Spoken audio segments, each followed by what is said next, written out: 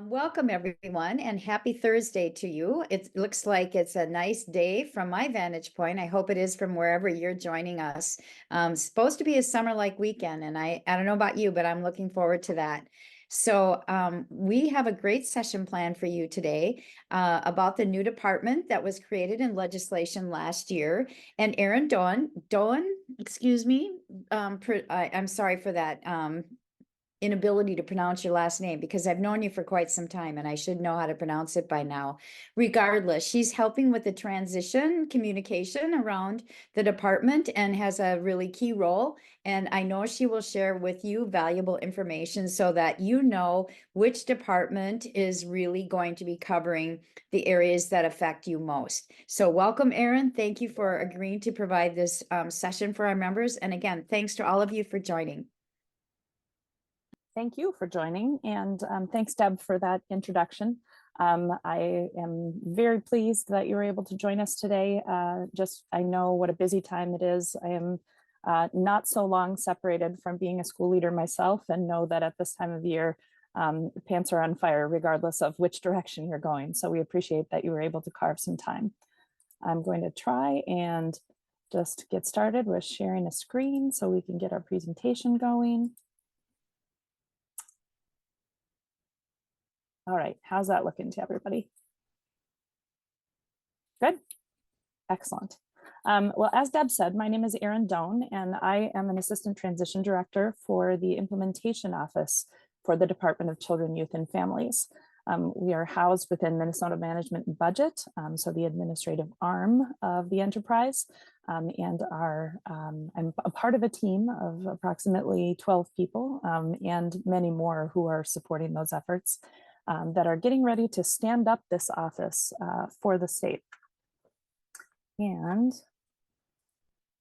we'll see if I can get my presentation to move. There we go. So really the new department is an effort to put children at the center of state government. So for years, state leaders have heard that the children's issues get buried in some of the size of the agencies that they are housed within. Right now, as we look across the enterprise, there are services that pertain to children and families, mainly in 4 particular agencies, but in many. So we'll be starting today with really looking at the efforts of the Department of Education, Department of Human Services, Department of Public Safety, and then also the Department of Health.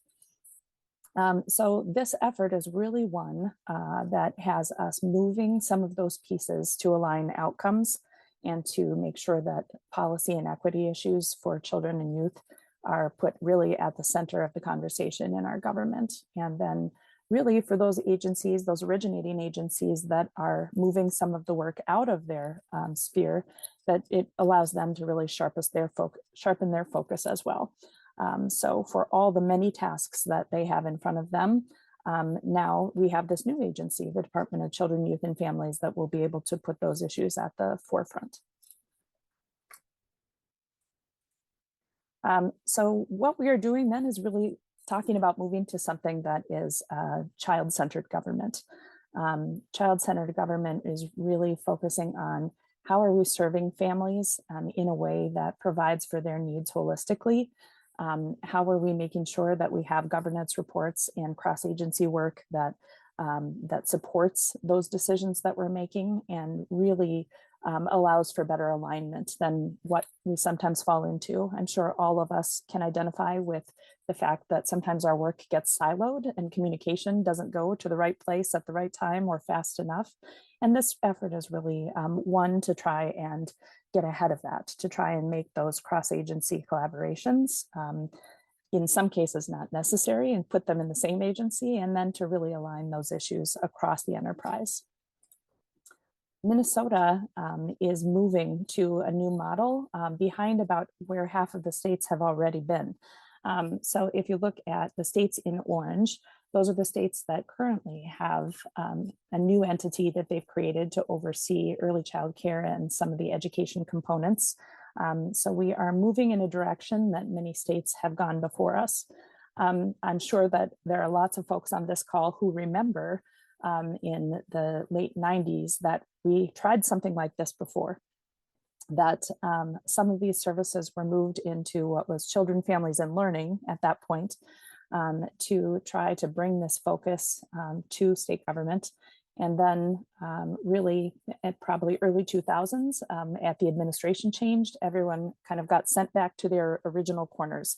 And the Department of Education moved back into something that is more like what we're seeing today. So what's different this time is the question that we hear from lots of folks. Why would we try something that's similar if this is something that we already tried and then changed back again? And I think the difference this time is that we're not moving the work of the Department of Human Services to the Department of Education at that point, which already had its own focus on K-12 education, or PK through 12. But moving it to an entirely different agency where it can have leadership that are focused on the issues that are that pertain to it directly. So as Deb mentioned in her introduction, the new agency was created in Minnesota Session Law in 2023 and has a new chapter that appears now in our state law as we're looking across those documents to be able to look at the new law in Chapter 142A, and really looking at a whole variety of topics. And again, looking at this idea of a whole family focus. So we're looking at not just early childhood, but a child throughout their life. So looking from the intentional prevention and downstream services all the way through some of the human services that we currently see through DHS. So we're looking at childcare and early learning, at child support, at safety and permanency, at some of the economic supports, specifically with food, and then for youth opportunity and older youth investments. And those are the pieces that we'll probably key into a little bit later that are more ill-defined at this point. The implementation office, and we use this silly little graphic as a way to help you understand where we are in time and space right now. The implementation office is one that is really set up to help build the frame of the house and make sure that it has electricity and make sure that we move the boxes in, so that as we have leadership that's moving into the new department, as well as staff transferring from many of the different originating agencies, they have a place to go, to land, and can hit the ground running. The reason we bring that up is because there are many questions that come up for practitioners like yourselves when we're sharing this information that we have to say, gosh, we're not sure this is something that the new agency will be solving when they get on board. As we're looking at questions, if there are questions that come up that really we have to defer to the new agency, this is why. Our crew is really here to help the originating agencies carve out those pieces of the work and to move them to the new agency. So we'll look a little bit at timeline. We are already here in almost June of 2024. But looking back, the law was passed in 2023 with the governor's budget proposal and a legislative process resulting in the creation of the implementation office and this new agency. So MMB and the implementation office began planning for the new agency last summer in July of 2023. And throughout the past year has been working with a number of different partners to both help the originating agencies decide how those movements are going to take place, as well as to form a team of 3 or 4 others like myself who are specifically focused on engagement of stakeholders and community members. So we do have folks who, I'm focused specifically on education, but we have others that are focused on counties or community organizations or tribes. So what we're trying to do is not only to inform people of the change that's happening, but to be able to gather information from all of you about the ideas that you have, where you see gaps in the system, or how we might think differently about the way that we're setting up this new agency. As we look to July 2024, which is right around the corner, DCYF will be established on July 1st with the commissioner who's been designated already, Tiki Brown. Some of you may have heard that news already. And then program transfer will happen throughout this year. So one of the big questions we look at is, how will this change for school business officials? Are there things that we need to be understanding more clearly because money will be coming from different places? And the answer is not yet. Throughout this first year, between July 2024 and July 2025, that will be a gradual process by which the originating agencies are helping DCYF to transfer specific accounts. So if you're receiving money from the Department of Education this year, you will not see a change on July 1st. Throughout this first year, you'll be receiving communications from the department as they get ready to transfer some of those things to the new agency. And then in July 2025, it is the completion of program transfer and all of the changes that were approved by the governor and the legislature, and the agency at that point will be fully staffed. So what are these programs that are transferring? As I said before, those programs are coming from 4 major agencies, largely the Department of Human Services, but also some programs from MDE, from Department of Public Safety and Health. This is just a really high level overview, but you can see from Children and Family Services, we have child support, child safety and permanency, from the Office of the Inspector General. If you have a school that also has a licensed childcare perhaps connected to it, you would also see the licensing functions for those childcare centers and that oversight moving to the Department of Children, Youth, and Families. Central operations functions will also be provided to the new agency by folks that are in large part being reassigned or transferring to the new agency from the Department of Ed or Human Services, and then later from Public Safety and the Department of Health. Some of you may be familiar with the tool Help Me Connect, which is something that is currently housed at the Department of Health, a tool to help families connect with services that are more wraparound, not necessarily just the Help Me Grow piece, which some of you may be familiar with. Help Me Grow specifically focused on that early childhood education piece, but Help Me Connect, a more holistic tool to look at services broadly.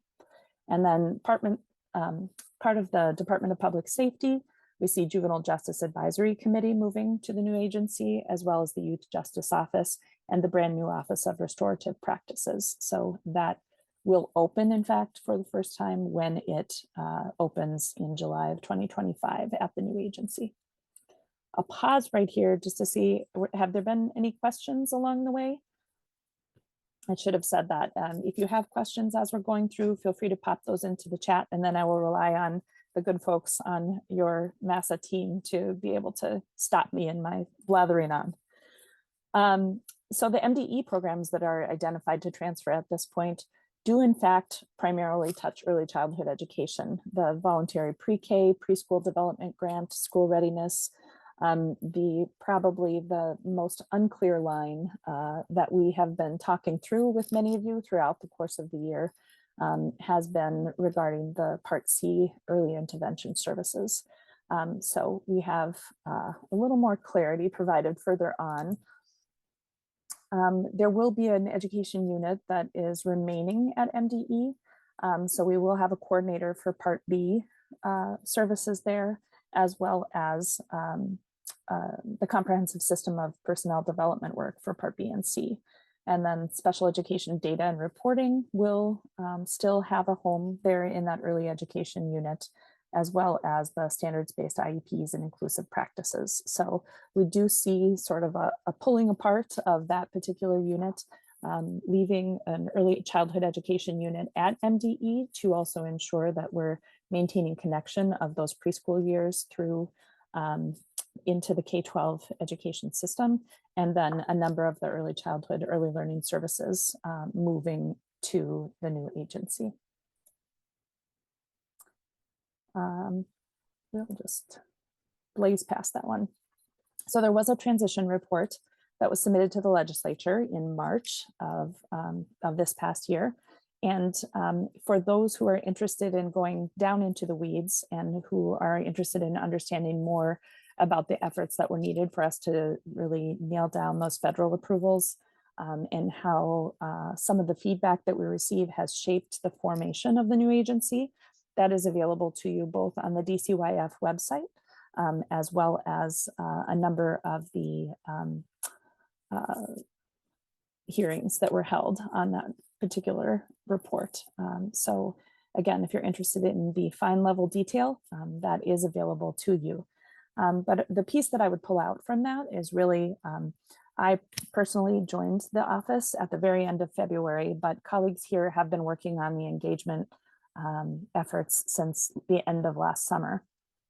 And those engagement themes have really helped to come in and shape the system for what we know in terms of how to divide the work in the new agency, the types of questions that we need to be asking of the leaders as we're bringing new leadership on board, the types of services and IT systems that we need to think about differently.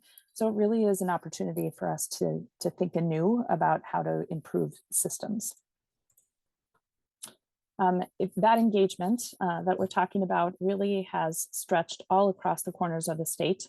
And at this point, we don't need to go into those numbers, but just so that you can see, this really has been a massive investment by the state to say, if we're having an opportunity to create a new agency and to think differently about how we serve children, youth, and families, we really need to take advantage of that and have the voice of professionals, of families, of individuals who are receiving services and those who are providing. Everyone's voices need to be represented so that we get a clear view of how we can focus on continuous improvement. The engagement at this point has really turned to establishing an ongoing relationship. So that's one of the questions that I'm posing to you all as a group today is how do you see engagement with the new agency being on your radar? Is that something that you are interested in seeing happen through organizations like this one? Is it something that you're interested in having us communicate through the Department of Education? But again, we're early in the process. And so at this point, just wanting to pose those options to you. And really, this has given us a great opportunity to leverage the expertise that is out there and to be able to get the agency off to a good start.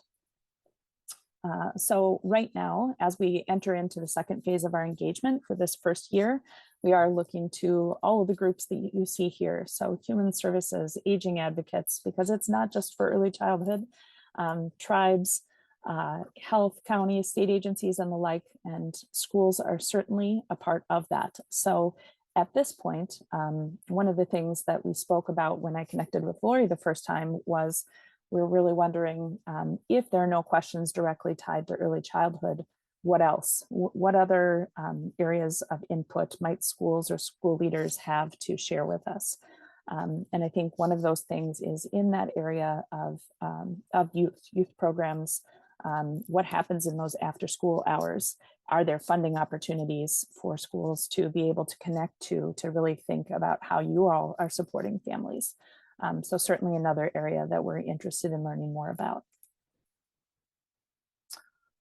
So again, I think really looking at the agency as a whole, we're looking for that as it says on the side, the clear front door. So for a family that's coming in and looking to be supported, should they be responsible for running to connect with 12 different places and 12 different agencies, or are we able to streamline those services to give them a more recognizable place to attend to get the support that they need?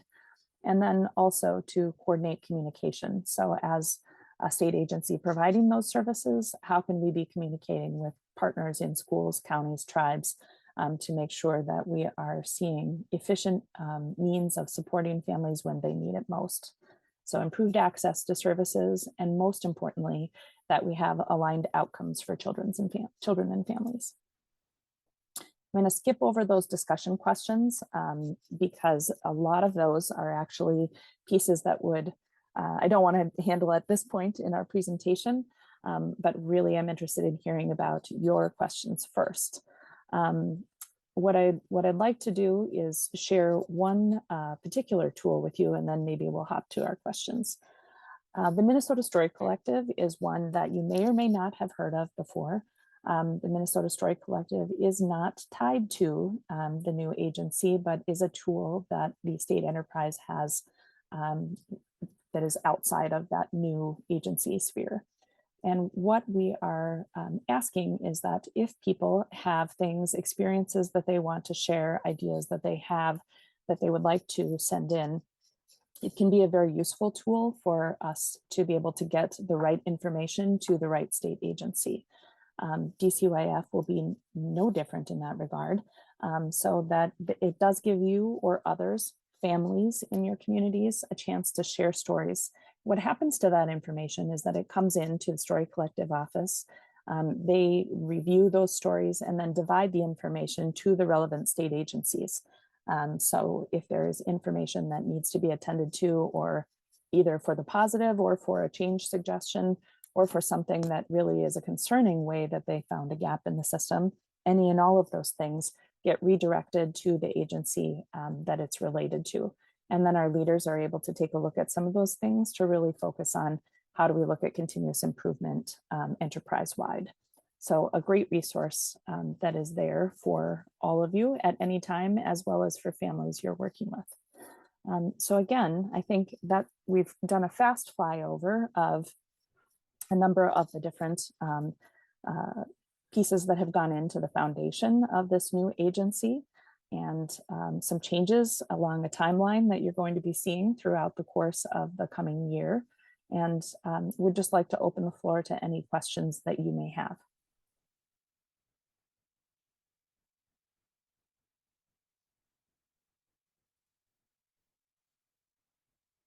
Erin, I don't see anything in the chat, so I would just invite folks who have questions to just unmute and feel free to ask them.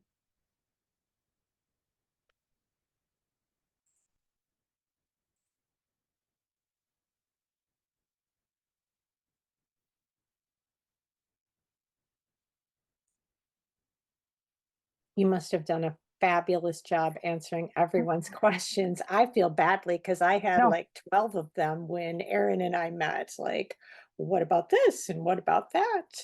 No, I think that means truly you've dizzied us this morning. But I will say too, we are just at the beginning of this story.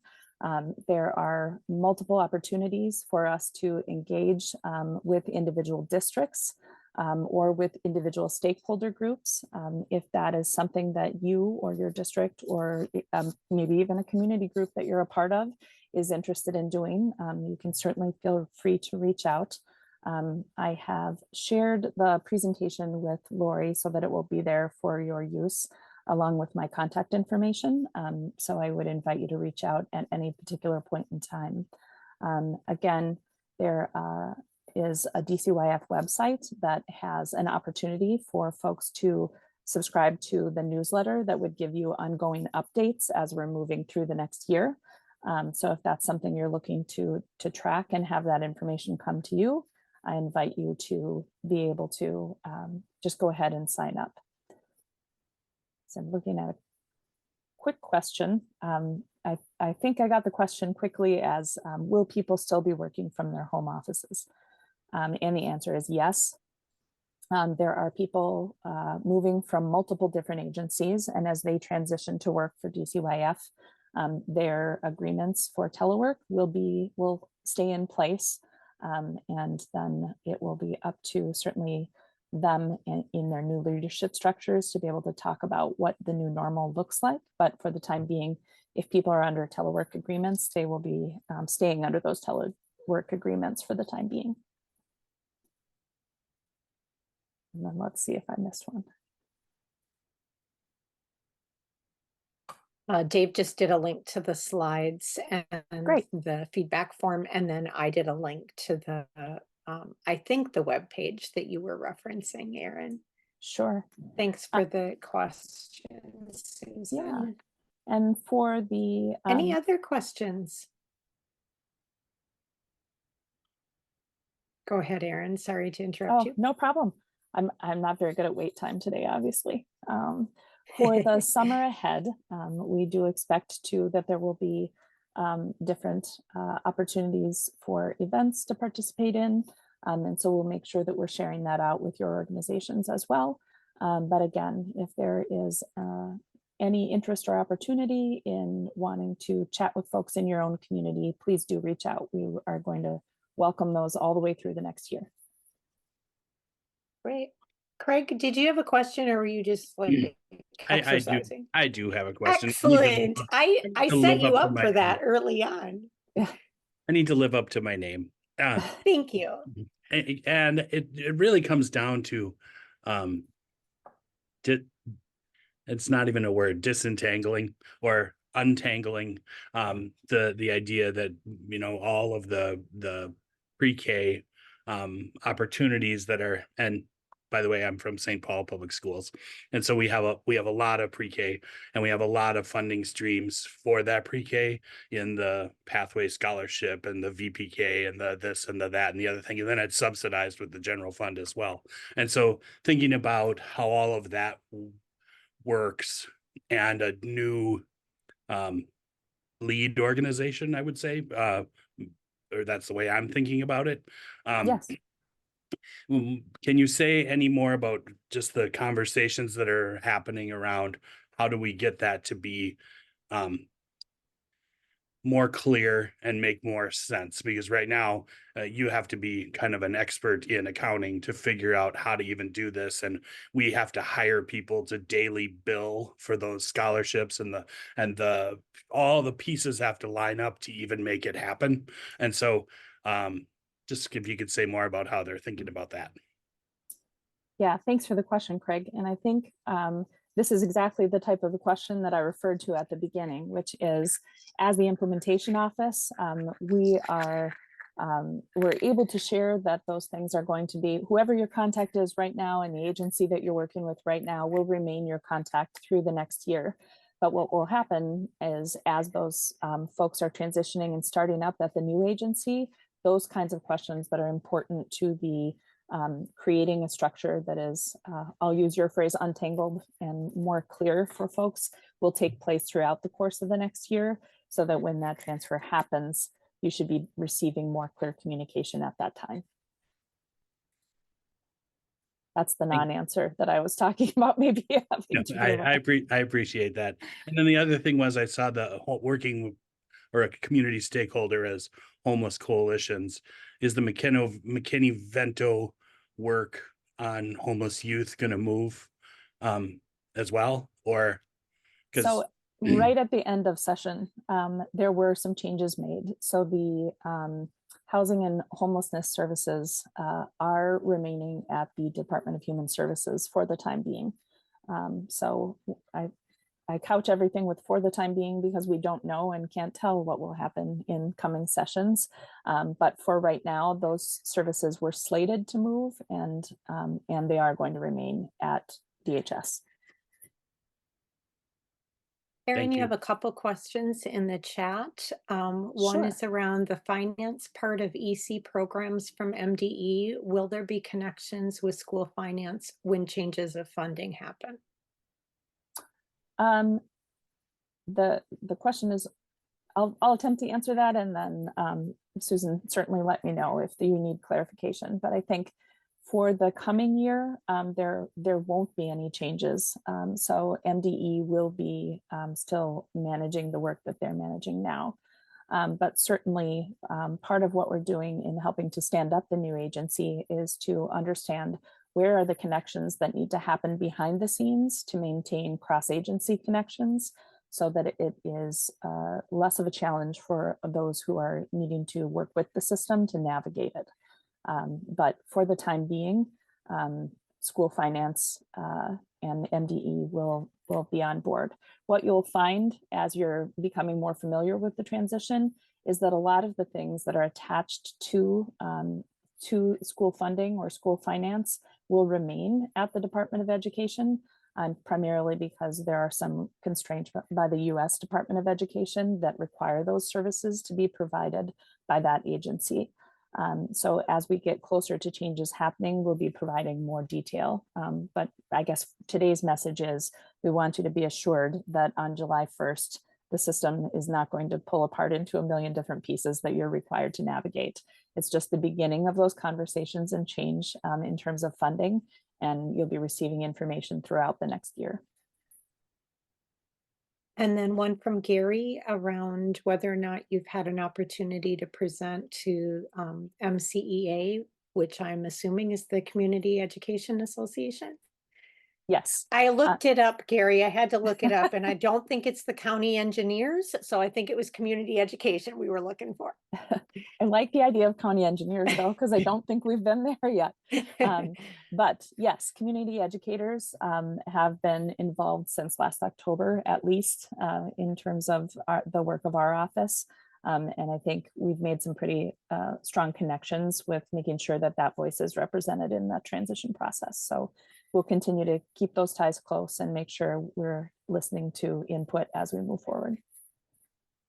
And then one from Christy around what's the best way for school leaders to get information on the updates in their various roles, superintendents, business managers, on a regular basis. Sure. For this next year, signing up or subscribing to the updates on the DCYF webpage is the best way to get the just-in-time information. We are also, though, working very closely with the Department of Education. So if there are things that we want to make sure that are not missed, we are including those in the superintendent updates and school leader updates that are coming from MDE. So right now, we're doing our very best to get all those things to you in multiple different formats, but we know certainly sometimes information overload is real. So we'll keep trying to make sure we show up in the right places. But if there's another way that you're thinking of, happy to hear that at any time. Well, that's a perfect segue into Marcy's question, and that's around, I guess it's less of a question and more of perhaps a request, whether or not there could be a specific conversation with intermediate school districts, given that they might be impacted differently than traditional school districts. So, and I know Marcy would be a great person to connect with about how that could happen. Marcy, feel free to interrupt if there's something you want to address specifically. No, just as through alternative learning and special education and career and technical education, it's just in meeting the needs of multiple districts. There are many ways in which our operations and communications and programming can be affected. So the more that we can be engaged in all of that, the better. I appreciate it. Yeah, Thanks, and actually, Marcy. that is one of the outcomes that we're absolutely hoping for in sharing informations in big group settings like this, is to help us see what are the conversations that we're missing at this point and where do we need to go next. So Marcy, I would love to connect with you offline and talk about how we can make that happen. Thank you. Susan had a kind of a statement and then a question around the hope that as school early education programs have aligned with teachers unions statewide, and this alignment creates a more professional approach for school early childhood programs with better alignment with the pre-K-12 program at MDE, and this kind of pulling out better alignment to K-12. How do you see continuing that as pre-K is pulled into a different department? Thank you for that question. We have been talking a lot about that. And this example is one of many as we're talking about moving pieces of existing agencies into a new agency, really focusing on how do we make sure that we maintain those ties and important streams of communication to keep things connected as they had been. I think the fact that we still have part of our early learning team staying at the Department of Education and early learning services as a whole moving to DCYF gives us the opportunity to make sure that we're setting consistent communications that already exist for that team, setting those up to be maintained as they move into kind of their new homes, if you will. I know that certainly the early learning services folks have done a great job of trying to make sure that we're better connected from birth through grade 16 and beyond. And we would hate to see that work go backwards. So the directors that are involved in that work now are fully anticipating that there will be ongoing and regular communication and meetings with those groups. So I agree, we're making progress and we don't want to see it disappear. I feel better now that I wasn't the only one who had questions. And, you know, some of that feedback I think is just really important for Erin to hear what your concerns as school leaders are around communications and alignment, and so that she can carry that message back. Any other questions from the group?